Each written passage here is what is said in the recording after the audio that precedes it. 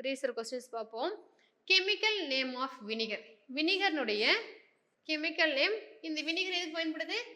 ப்ரிசர்வேட்டிவா பயன்படுது. ஓகேவா? ஸோ அதனுடைய கெமிக்கல் நேம் கேட்குறாங்க. வினிகர் கெமிக்கல் நேம் என்னது? Acetic acid.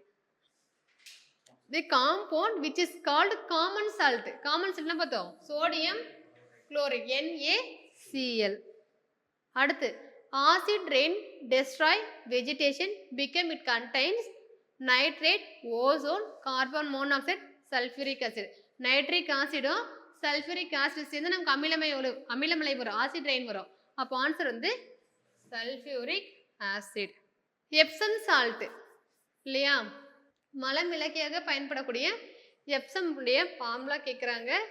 MgSO4 7H2O. நம்ம அந்த ஃபார்முலா வந்து அங்கே 4 வரல இல்லையா? So MgSO4 7H2O.